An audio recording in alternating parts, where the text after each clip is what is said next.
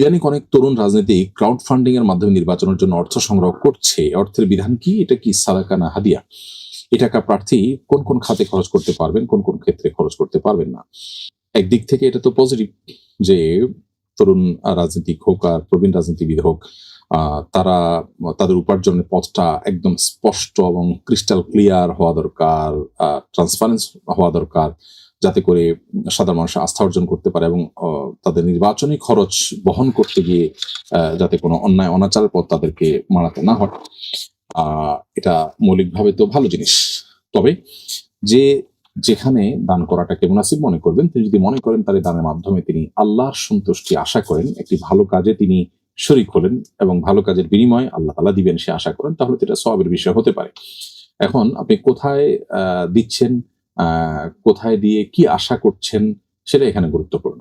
যদি আপনার দেওয়ার জায়গাটা সঠিক থাকে, আশাও আপনি আল্লাহর কাছ থেকে সওয়াবের আশাটাই শুধু করেন, অন্য কিছু না, তাহলে সেক্ষেত্রে এটা আপনার জন্য সওয়াবের কারণ হতে পারে। এবং সাদাকা এবং হাদিয়া যে নামেই আপনি নামকরণ করেন না কেন, উভয়টাই এখানে খাটবে এবং উভয়টার এই বিনিময়ে আপনি পেতে পারেন, যদি ওই যে আপনি যেখানে দিচ্ছেন সেটা আসলে উপযুক্ত খাত এবং আল্লাহর সন্তুষ্টির জন্যই দিয়ে থাকেন, এই দুটি বিষয় যদি আপনি নিশ্চিত করতে পারেন। তবে জাকাতের অর্থে এখানে দেওয়া যাবে না এবং যিনি গ্রহণ করবেন তিনি মানুষের কাছে যেই কাজে খরচ করবেন বলে কমিটমেন্ট দিয়ে টাকা নেবেন, সেই কাজেই তাকে খরচ করতে হবে। তিনি অন্য কাজে খরচ করতে পারবেন না। ধরুন নির্বাচন পরিচালনার জন্য তার নির্বাচন পরিচালনার নেসেসারি যে খরচ, সেই নেসেসারি খরচে তিনি এটি ব্যয় করতে পারেন। এরপরে প্রশ্ন হলো, আমার একটা অনলাইন শপের অ্যাকাউন্টে বিভিন্ন ভাউচার ছিল, যেগুলো অ্যাপ্লাই করলে মূল্য ছাড় পাওয়া যায়। আমি এক ব্যক্তির জন্য সেই ভাউচার অ্যাপ্লাই করে পণ্য অর্ডার করি। এতে 50 টাকা অতিরিক্ত ছাড় পাই। তা রাখা কি আমার জন্য জায়েজ হবে? উত্তর হলো, যেকোনো অনলাইন শপে যে ডিসকাউন্ট ভাউচার আছে সেটি বিনিময়যোগ্য কোনো বিষয় নয়। বিধায় আপনার ভাউচার অ্যাপ্লাই করে তৃতীয় কাউকে যদি কিছু কিনে দেন, তাহলে ছাড়ের অংশটা তারই অধিকার হিসাবে বিবেচিত হবে, এটি আপনার নেওয়ার অধিকার থাকবে না। ফলে আপনি চাইলে যেটি করতে পারেন সেটা হলো যে, তৃতীয় যাকে আপনি কিনে দিচ্ছেন তার সাথে এই সমঝোতা আসতে পারেন যে, তোমাকে আমি অমুক অনলাইন শপ থেকে আমার দায়িত্বে আমি এই জিনিসটা কিনে দিতে পারি, তুমি আমাকে 300 টাকা দিবা। আমি 250 টাকা কিনে তোমাকে 300 দিব, অথবা যে দামে পারি কিনে দিব। আমি এটা কিনে দেবো এখান থেকে, তুমি আমার 300 টাকা দিবা। অথবা আমি 250 টাকা কিনবো, 50 টাকা আমি রাখবো, 60 টাকা আমি রাখবো। এরকম যদি তার সাথে চূড়ান্ত করে নিতে পারেন, তাহলে আপনি ওখান থেকে কিনে কেমন যেন আপনি 50 টাকা তাকে সেল করলেন এবং অতিরিক্তটা আপনি তখন রেখে দিতে পারবেন। আমরা সাধারণত রাস্তায় ভ্যান বা সাধারণ দোকান থেকে নন ব্র্যান্ডেড কাজল, লিপস্টিক সহ বিভিন্ন কসমেটিক্স ব্যবহার করি, যেগুলোর উপাদান সম্পর্কে জানা সম্ভব হয় না। আবার হালাল সার্টিফিকেট যুক্ত ব্র্যান্ডের কসমেটিকের দাম বেশি হওয়ায় সেগুলো সবার পক্ষে কেনা সম্ভব হয় না। এ অবস্থায় সাধারণ কসমেটিক্স ব্যবহার করা কি শরীয়ত সম্মত হবে? কসমেটিক্স এর ক্ষেত্রে হালাল হারামের বিষয়টি সম্পর্কে আমাদের বেশিরভাগ মানুষের ধারণা নেই, অথচ আমরা পানাহারের মাধ্যমে যেরকম আমাদের শরীরে হারাম ভক্ষণ, হারাম পান করার অপশন আছে, ঠিক একইভাবে আমরা অনেক প্রসাধনী ব্যবহার করার মাধ্যমেও শরীরে হারাম প্রবেশ হতে পারে। এই জন্য এই বিষয়টি আমাদের সতর্ক হতে হবে এবং প্রসাধনী গুলোর কোথায় কি উপাদান আছে না আছে সেটা আমাদের খোঁজ করে বের করা দরকার এবং সতর্ক থাকা দরকার। এবং এগুলোর মাধ্যমে স্পিরিচুয়ালি আমরা ক্ষতিগ্রস্ত হয়ে আধ্যাত্মিকভাবে অনেক সময় ক্ষতিগ্রস্ত হওয়ার সম্ভাবনা বা শঙ্কা থাকে। এই জন্য এই বিষয়গুলোকে খুব সিরিয়াসলি আমাদের দেখতে হবে।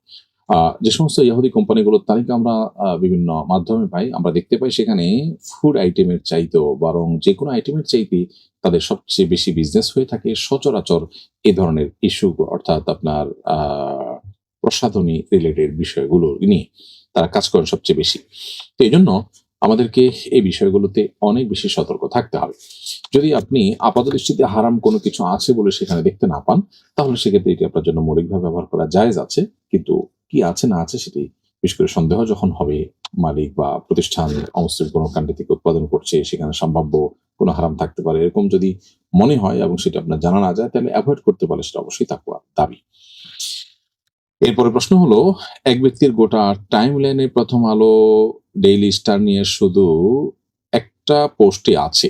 সেই পোস্টে তিনি লিখেছেন, ফ্যাসিবাদ ও ভারতীয় হেজিমনি তৈরির আঁতুড়ঘর প্রথম আলো ভাঙচুর ও জ্বালিয়ে দিয়েছে ছাত্র জনতা। এই মুহূর্তে কারণ বাজারে প্রথম আলোর অফিস পড়ছে। ওসমান হাদি গুলিবিদ্ধ হওয়ার পরেও এই প্রথম আলোর খবর শিরোনাম ছিল তাচ্ছিল্যমূলক। দিল্লি স্টারকেও জয় বাংলা করার প্রস্তুতি চলছে। প্রশ্ন হলো, ঘটনাস্থলে এই ব্যক্তি উপস্থিত ছিলেন না, তা সত্ত্বেও শুধুমাত্র উপরোক্ত লেখার কারণে সিভিল ড্রেসে তাকে উঠিয়ে নিয়ে যাওয়া হয়েছে। এ ধরনের বক্তব্যের জন্য কাউকে গ্রেপ্তার করা সঙ্গত মনে করেন কিনা? সিভিল ড্রেসে কাউকে উঠিয়ে নেওয়ার সংস্কৃতি কিভাবে দেখেন? প্রথম কথা হলো যে এখানে যেটুকু লেখা পড়েছি, এটুকু লেখার কারণে তো আমার কমন সেন্স বলছে, আমি প্রচলিত আইন বিষয় বিশেষজ্ঞ কোনো ব্যক্তি নই এবং সে বিষয়ে আমার কোনো পড়াশোনা নেই। আমাদের কমন সেন্স বলছে যে এখানে তিনি আসলে আগুনে পুড়িয়ে দিতে কাউকে নির্দেশও করেন নাই, তিনি অংশগ্রহণ করেছেন সে কথাও বলেন নাই। তিনি সংবাদ দিয়েছেন যে এরকমটা ঘটেছে এবং বাকি আরেকটার ক্ষেত্রে ঘটার প্রস্তুতি চলছে।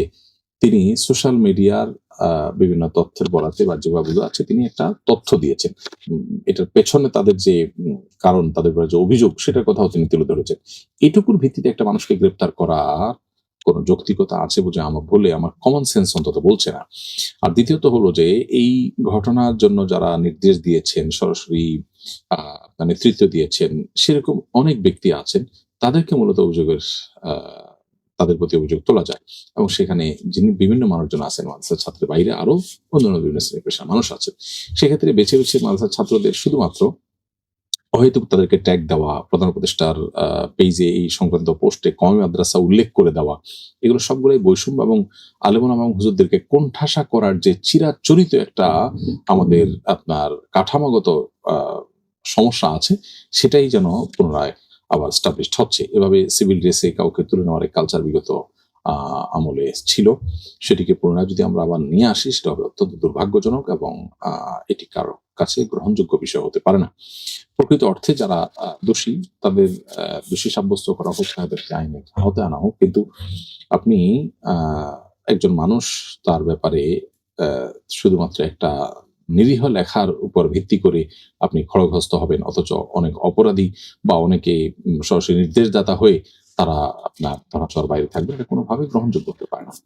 তো এই বিষয়গুলোকে আমি আশা করব যে সংশ্লিষ্ট মহল আরো নিবিড়ভাবে পর্যবেক্ষণ করবেন এবং আলেম বা মাদ্রাসার ছাত্র হলেই তাদের এক হাত নেওয়া যাবে, তাদেরকে তিলকে তাল বানানো যাবে, তারা দোষ না করলেও তাদেরকে দোষী বলা যাবে বা জেনারেলাইজ করা যাবে। এই অপসংস্কৃতির কারণেই তো বিগত আপনার দীর্ঘদিনের যে আপনার জুলুম, সেটার অবসান ঘটেছে, সাধারণ মানুষ সংক্ষুব্ধ হয়েছে। সেগুলো আবার যদি ফিরিয়ে আনা হয়, তাহলে সেটা আমাদের জন্য কখনো ভালো কোনো ইঙ্গিত বহন করে না। পিরিয়ডের দিন গণনা কি ওয়াক্ত হিসাবে নাকি ঘড়িতে দেখে সময় হিসাব করে করতে হবে? যেমন এক মহিলার সাধারণত 11-12 দিন পিরিয়ড স্থায়ী হয়, আর হায়েজের সর্বোচ্চ সময়সীমা 10 দিন। এখন 1 তারিখ দুপুর 3টায় পিরিয়ড শুরু হলে 11 তারিখ সে কি ঘড়িতে 3টা বাজার পরই ফরজ গোসল করবে, নাকি জোহরের ওয়াক্ত শুরু হলেই ফরজ গোসল করে নিতে হবে?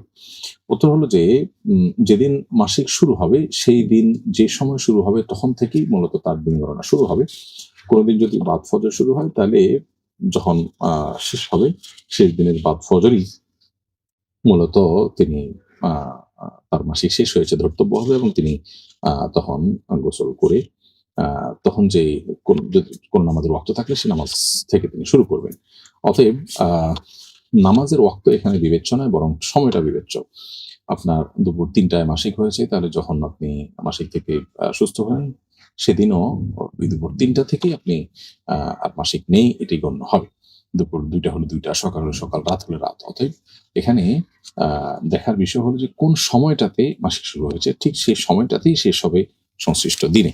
এখানে নামাজের ওয়াক্ত বিবেচ্য নয়, যে ওয়াক্তে আপনার মাসিক হয়েছে ঠিক ওই সময়টাতে যখন পবিত্র হলো, তখন যদি কোনো ওয়াক্ত নামাজ থাকে, তাহলে সেই ওয়াক্ত থেকে তিনি নামাজ স্টার্ট করবেন।